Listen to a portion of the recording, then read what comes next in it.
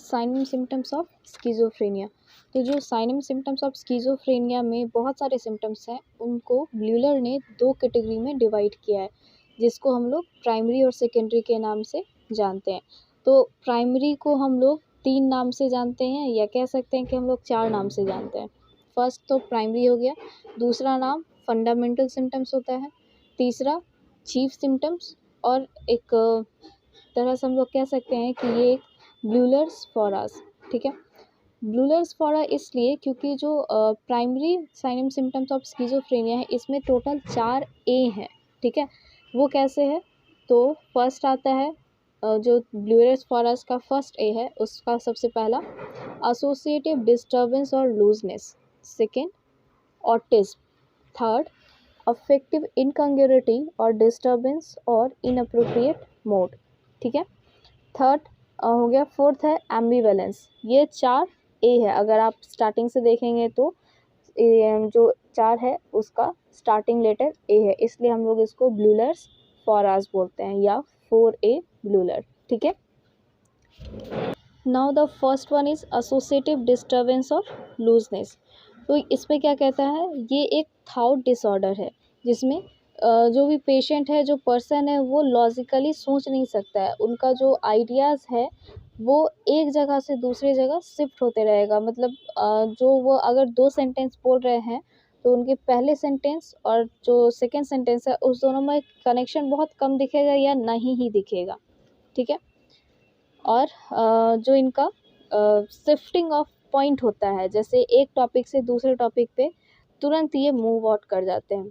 ठीक है, example, rain comes the sky is blue. ठीक है, अभी एक इंसान आपको बोल रहा है कि हो सकता है बारिश आ रही है, और फिर बोलेगा नहीं, स्काई जो है वो ब्लू है। ठीक है, तो इस तरह के सेंटेंसेस में आपस में कनेक्शन नहीं दिखता है। तो जो पहला sign and symptoms of schizophrenia है, प्राइमरी साइन एंड सिम्टम्स के अंतर्गत, वो है एसोसिएटिव डिस्टर्बेंस, जिसमें जो पर्सन स्किज़ोफ्रेनिया से पीड़ित है वो लॉजिकली नहीं सोच सकता। सेकेंड आता है ऑटिज्म। ऑटिज्म क्या है? वो भी एक थॉट डिसऑर्डर है, जिसमें पेशेंट प्री ऑक्यूपाइड रहता है डे ड्रीमिंग और फैंटेसी से। मतलब उस पेशेंट में डे ड्रीमिंग और फैंटेसी इतना ज़्यादा होता है कि उसको आसपास के एनवायरनमेंट में क्या हो रहा है उससे उसको कोई मतलब ही नहीं होता है। उससे किसी को उसका किसी से इमोशनल अटैचमेंट भी नहीं होता है। ज़ी पे बहुत टाइम पहले एक सीरियल आता था, आपकी अंतरा।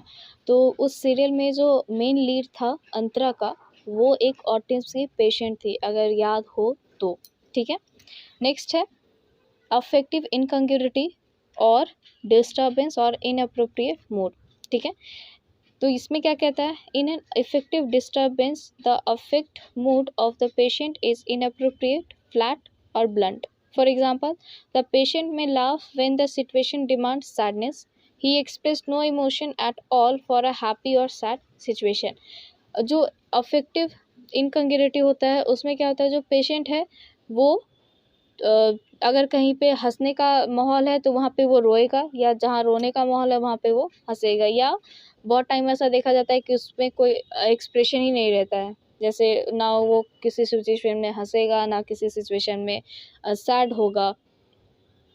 ठीक है, नेक्स्ट आता है एम्बिवेलेंस। तो एम्बिवेलेंस क्या है? The schizophrenic patient experiences two contradictory or opposing feelings, attitudes or wishes towards the same person, object और सिचुएशन।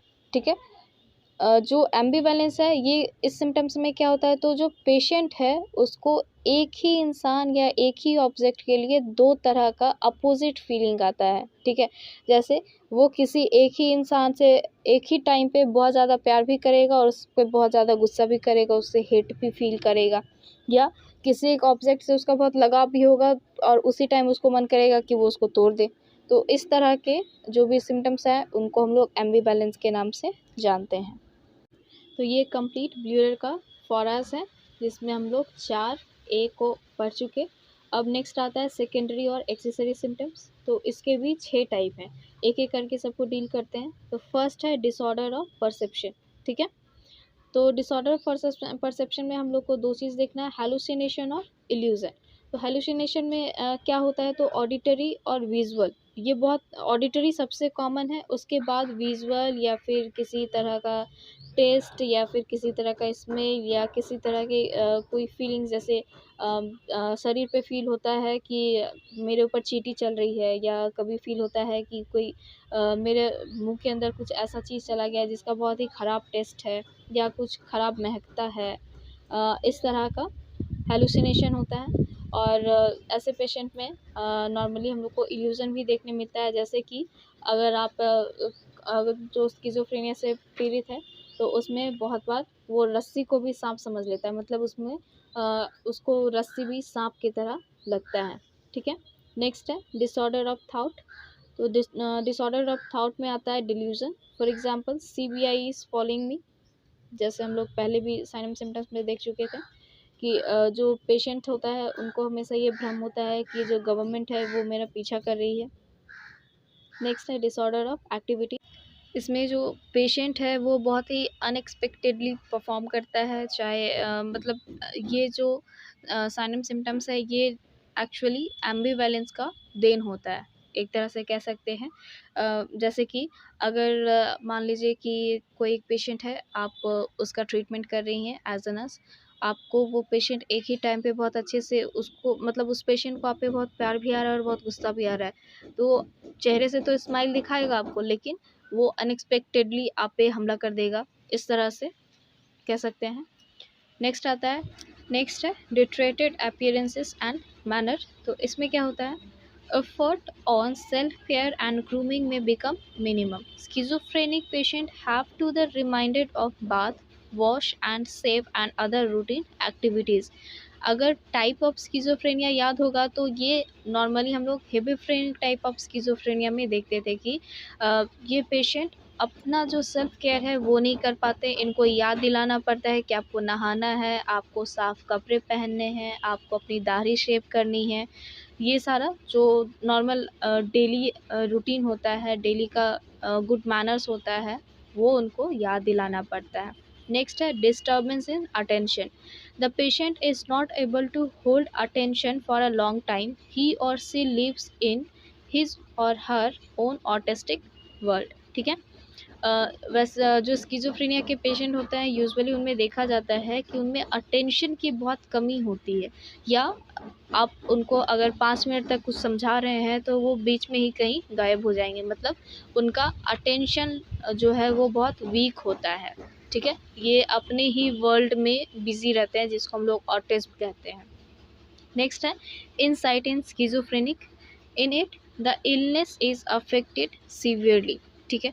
बहुत सारे स्किज़ोफ्रेनिया ऐसा भी होता है जो बहुत ही सीवियर रूप ले लेता है। That's it. नेक्स्ट है treatment of schizophrenic patient.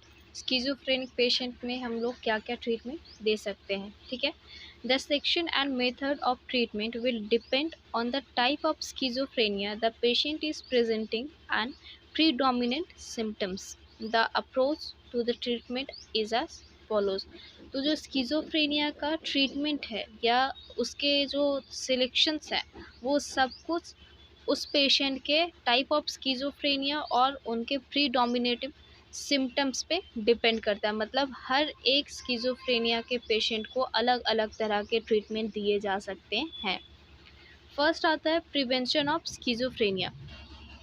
Keeping in mind the etiological factors or causes, the effort should be made to prevent or reduce the number of schizophrenic condition। अगर हम लोग जो स्किज़ोफ्रेनिया के काउजेज़ हैं उसको ही अगर हम लोग प्रिवेंट करने का कोशिश करें, उनको थोड़ा रोकने का कोशिश करें, तो हम लोग स्किज़ोफ्रेनिया को होने से ही रोक सकते हैं, मतलब prevention is better than cure, ठीक है। नेक्स्ट वन है इंटेंसिव साइकोथेरेपी। ये क्या है, तो individual, group, behavioural, supportive and family therapy में भी यूज। इस तरह के पेशेंट को, मतलब स्किज़ोफ्रेनिया के पेशेंट को हम लोग डिफरेंट टाइप ऑफ मेथड से ट्रीटमेंट दे सकते हैं, जैसे कि इंटेंसिव साइकोथेरेपी। नेक्स्ट है थेरेप्यूटिक कम्युनिटी और मिलियू। तो therapy will minimise the maladaptive learning in the patient, environmental and physical stress will be reduces to meet his needs. तो जो मिलियू है या जिसको हम लोग थेरेप्यूटिक कम्युनिटी बोलते हैं, इसमें हम लोग क्या करते हैं, तो पेशेंट का जो लर्निंग कैपेसिटी है, जो उसमें मल एडिप्टिवनेस आ गया था, उसको हम लोग रिड्यूस करते हैं, उसका इन्वायरमेंटल, उसका जो फिजिकल स्ट्रेस है उसको रिड्यूस करके पेशेंट के नीड्स को पूरा करते हैं। नेक्स्ट है ड्रग थेरेपी। तो ड्रग थेरेपी में है एंटीसाइकोटिक और न्यूरोलेप्टिक ड्रग्स। जो साइकेट्रिस्ट होंगे वही ड्रग प्रोवाइड करेंगे, प्रिस्क्राइब करेंगे। कहता है एंटीसाइकोटिक और न्यूरोलेप्टिक ड्रग्स में be prescribed. The type of drug, doses, duration depends on the symptoms also. ठीक है। एंटी पार्किंसनिज्म ड्रग्स और गिवन टू रिड्यूस ईपीएस। जो ड्रग थेरेपी हम लोग दे रहे हैं उसमें हम लोग एंटी पार्किंसन ड्रग को भी देते हैं, जिससे कि ईपीएस रिड्यूस हो सके। ईपीएस का मतलब होता है एक्स्ट्रा पैरामिडल सिम्टम्स, जो ड्रग के यूजेस से होने वाले मूवमेंट को रिड्यूस करता है। नेक्स्ट है ईसीटी। बहुत ही कॉमन है, हम लोग कॉमनली इसको शॉक ट्रीटमेंट के नाम से जानते हैं। ईसीटी का फुल फॉर्म होता है इलेक्ट्रोकन्वल्सिव थेरेपी। ठीक है। The treatment is used for patient with severe schizophrenia. Drugs and psychotherapy are to be continued. ECT के साथ साथ पेशेंट को ड्रग और थेरेपी दोनों दिया जाता है। ठीक है। नॉर्मल लैंग्वेज में हम लोग ईसीटी को शॉक थेरेपी के नाम से भी जानते हैं। Next is psychosocial rehabilitation. It goes along with milieu-therapy. It includes activity therapy to develop work habit, training in a new vocation, or retraining in a previous skill, vocational guidance, job placement, etc. ठीक है। तो psychosocial rehabilitation में क्या करते हैं, तो patient को मिलियो थेरेपी के साथ ही ये दिया जाता है।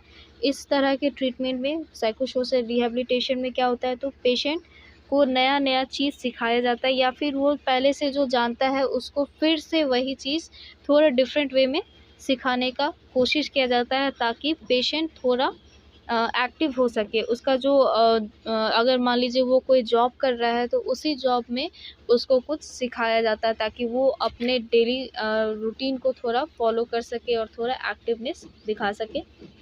नेक्स्ट है nursing management in patient with schizophrenic. तो nursing management of patient in schizophrenic में हम लोग क्या देखेंगे, तो जो नर्सिंग केयर प्लान है, जो नर्सिंग प्रोसेस है, वो complete assessment, diagnosis, planning, implementation and evaluation.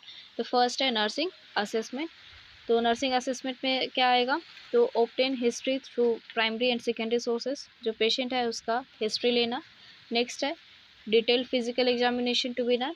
जो पेशेंट है उसका डिटेल में फिजिकल एग्जामिनेशन। नेक्स्ट जो पेशेंट है उसका मेंटल स्टेटस का रिकॉर्डिंग। ठीक है। डायग्नोसिस में क्या है, तो साइनम सिम्टम्स के अकॉर्डिंग हम लोग डायग्नोसिस करेंगे। जैसे किसी में दिखेगा कि डिस्टर्ब थॉट प्रोसेस, उनको उस पेशेंट को किसी पे ट्रस्ट नहीं है, या फिर उनको सेंसरी परसेप्शन हो रहा है, या फिर जो उनका फैमिली है वो डिस्टर्ब है, या फिर जो पेशेंट है उसमें सेल्फ केयर डिफिसिट है, या फिर उनका जो फैमिली के साथ कोप करने का तरीका है वो नहीं है।